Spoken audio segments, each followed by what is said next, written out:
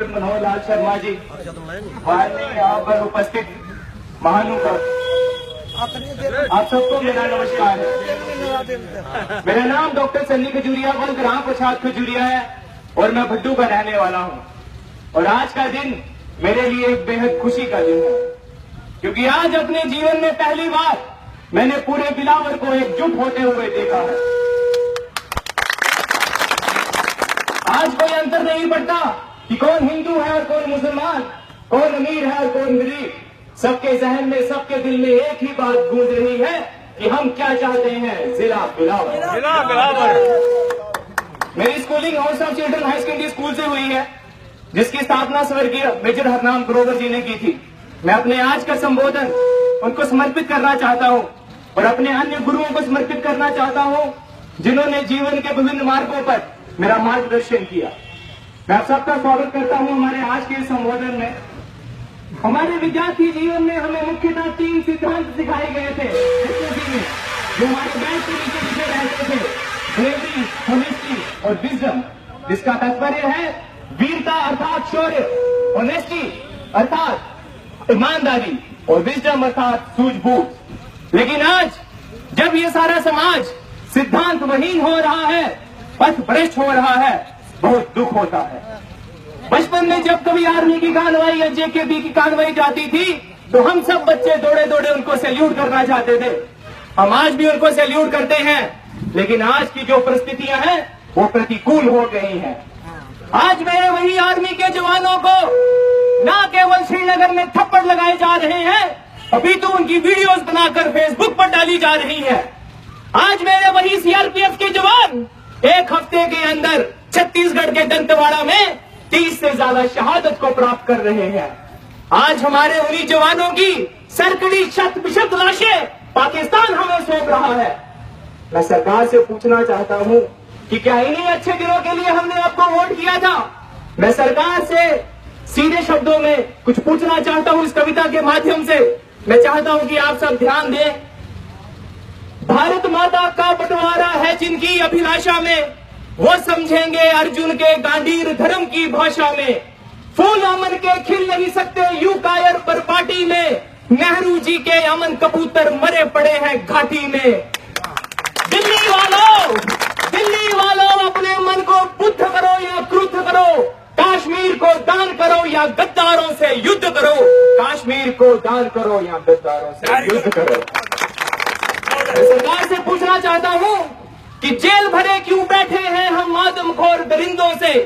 आजादी का दिल है घायल जिनके गोरख धंधों से। घाटी में आतंकवाद का कारक बने हुए हैं जो, बच्चों की मुस्कानों के संहारक बने हुए हैं जो। लेकिन अफसोस उन जहरीले सांपों को भी दूध पिलाती है दिल्ली, मेहमानों जैसे चिकन बिरयानी खूब खिलाती है दिल्ली। मैं सरकार से पूछना चाहता हूं कि कश्मीर में 2014 में इन्होंने बड़े बड़े ऐलान किए कि पत्थरबाजों के हाथ में हम लैपटॉप देंगे, लेकिन आज कश्मीर का क्या हाल है? कश्मीर में एक विदेशी देश दिखाई देता है, संविधान को ठुकराता परिवेश दिखाई देता है। वो घाटी में भारत के झंडों को रोज जलाते हैं, सेना पर हमला करते हैं और खूनी फाग मनाते हैं। लेकिन अफसोस हम दिल्ली की खामोशी पर शर्मिंदा रह जाते हैं, भारत मुर्दाबाद बोलकर वो जिंदा रह जाते हैं। अरे धिक्कार है ऐसी राजनीति पर। 2014 के इलेक्शन में आपके यहाँ के पहाड़ी मंत्री महामंत्री, उनकी जुबानों पर राष्ट्रवाद के नारे थे, लेकिन आज कहां दुख के बैठे हैं सभी। मैं आगे कहता हूं कि जब भी कोई आतंकवादी कश्मीर में मारा जाता है तो वहां सम्मेलन होते हैं, राष्ट्र विरोधी नारे लगाए जाते हैं। जब चौराहों पर हथियारों के महिमा मंडित होते हो, भारत माँ की मर्यादा के मंजर खंडित होते हो, जब आजादी के नारे हो गुलमर्गा की गलियों में, जब शिमला समझौता हो जलता बंदूकों की गलियों में, तब केवल आवश्यकता है हिम्मत की, खुददारी की। दिल्ली केवल 2 दिन की मोहलत दे दे तैयारी की, सेना को हुक्म थमा दे, घाटी गैर नहीं होगी। जहां तिरंगा नहीं मिलेगा उसकी खैर नहीं होगी, जहां तिरंगा नहीं मिलेगा उसकी खैर नहीं होगी। आगे बढ़ती बढ़ता हूं। मेरा निवेदन है आदरणीय प्रधानमंत्री श्री नरेंद्र मोदी जी से। बर्मा बांग्लादेश तलक सीमा पर अड़े रहते थे और हमारे नेता यूं ही चुप्पी साधे बैठे थे। दिल्ली डरी डरी रहती थी पाक चीन के बॉर्डर पर, सेना बांधे हाथ खड़ी थी जाने किसके ऑर्डर पर। आदरणीय प्रधानमंत्री जी, दुनिया को एहसास करा दो, हम निर्णय ले सकते हैं, हम भी ईंटों का उत्तर अब पत्थर से दे सकते हैं। अरे अब तो वक्त बदलना सीखो, अरे अब तो वक्त बदलना सीखो, डरते डरते जीने का हम सबको एहसास कराओ 56 इंची सीने का, हम सबको एहसास कराओ 56 इंची सीने का। सिंहासन के मायने होते सिंहों का आसन हो, निराशा से दूर अटल संकल्पों का सिंहासन हो। राजमहल के आचरणों की गंध हवा में जाती है, राजा कायर हो तो बिल्ली सिंहों को धमकाती है। वरना किसी की इतनी हिम्मत कि ऑन ड्यूटी एक जवान के ऊपर हाथ उठा सके।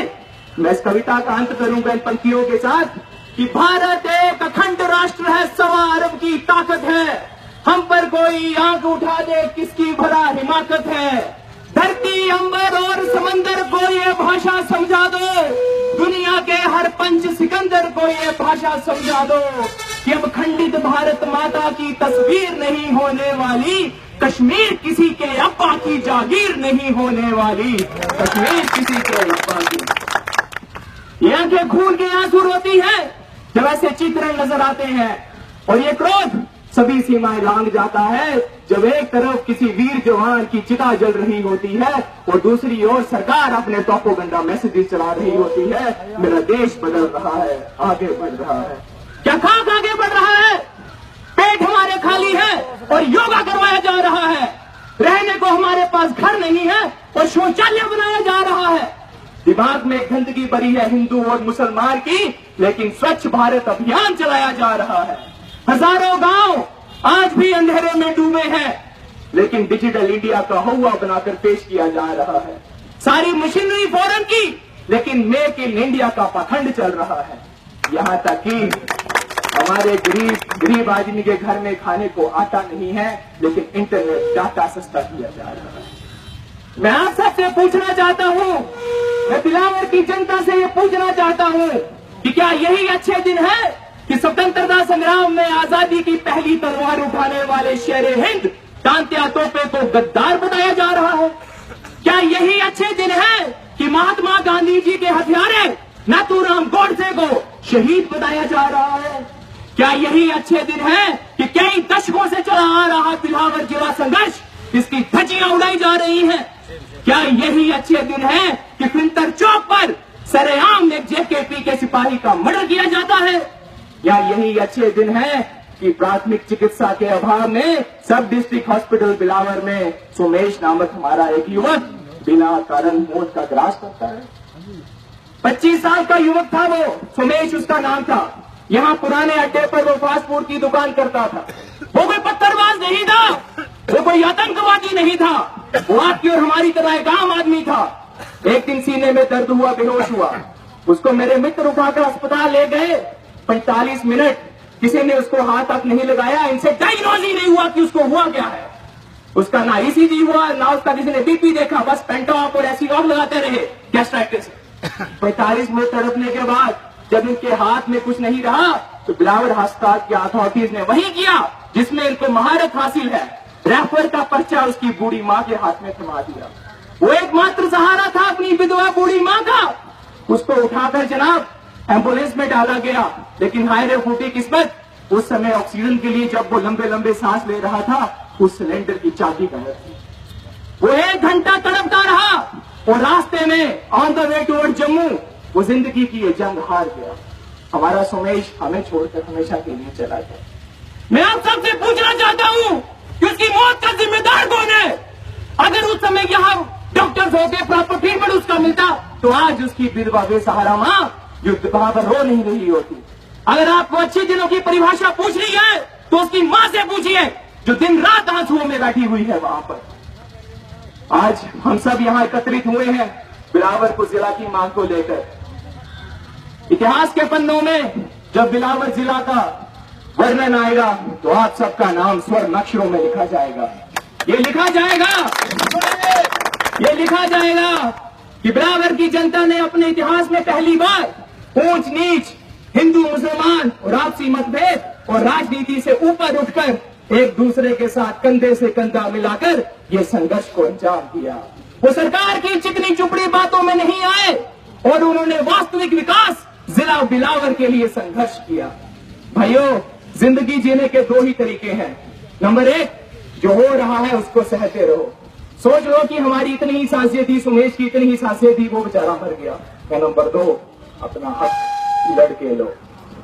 ये दुनिया वही लोग बदल सकते हैं जिनमें आम आदमी से हटकर कुछ करने का साहस हो, और बिलावल की जनता इस समय सशक्त है। हमारी रगों में उन महापुरुषों का रक्त दौड़ रहा है जिन्होंने कभी हालात से समझौता नहीं किया। हम उन नारे पुरुषों की संतान हैं जिनकी वीरता की ख्याति पूरे ब्रह्मांड में मशहूर थी। तो क्या आज वक्त की इस दहलीज पर आकर हम समझौता करेंगे और मिट्टी में मिला देंगे अपने पूर्वजों का नाम? नहीं, असंभव। श्रीमद् भागवत गीता में आया है, यद अग्रे पिछवीव परिणामे अमृतुपमम, अर्थात धर्म के पथ पर चलने वाले का रास्ता विष के समान कठिन होता है, लेकिन उसका परिणाम अमृत के समान होता है। यह धर्म युद्ध है दोस्तों, यह धर्म युद्ध है।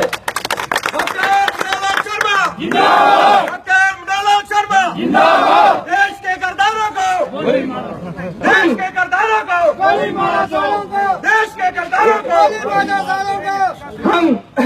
हम यहाँ कोई आजाद बिलावल की बात नहीं कर रहे।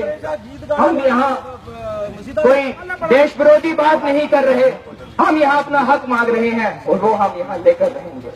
बिलावर का इतिहास उन धर्मी जयचंदों को कभी माफ नहीं करेगा जो आज हमारे साथ न आने के बजाय घरों में दुख के बैठे हैं। ये स्पष्ट है कि उनके लिए बिलावर का विकास कहीं महत्व नहीं देता, उनके लिए अपने जातिगत फायदे यही महत्व देते हैं। मैं उन सबसे कहना चाहता हूँ, कल को जब वो आपको मिलेंगे तो आपकी भी गलतियां निकालेंगे। अरे मूर्खों, उम्र जाया कर दी औरों के नुक्स निकालते निकालते इतना खुद को संवारते तो आज खुदा हो जाते। किसी भी आंदोलन की सफलता के लिए भेड़ियों या गीदड़ों की आवश्यकता नहीं होती, आवश्यकता होती है शेरों की।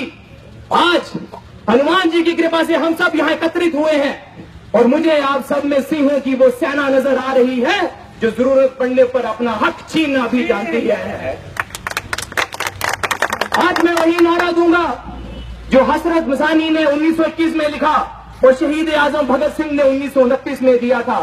सब मेरे साथ जोर से कहेंगे, इनकलाब जिंदाबाद, इनकलाब जिंदाबाद, इनकलाब जिंदाबाद। अब मैं नारा लगाऊंगा, हम क्या चाहते हैं जिला बिलावर। इसकी आवाज इतनी ऊंची होनी चाहिए कि उस परमेश्वर तक पहुंच जाए ताकि वो इनको सद्बुद्धि दे।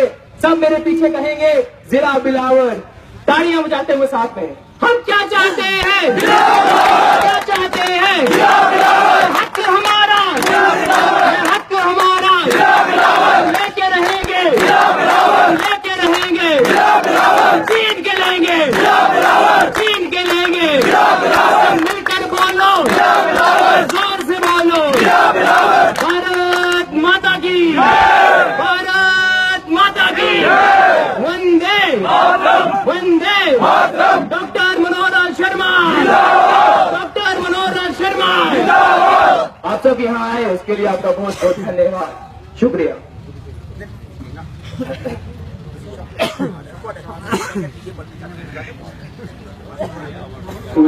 मेरे दोस्त खजूरिया साहब बोल रहे थे तो छीन के लेंगे,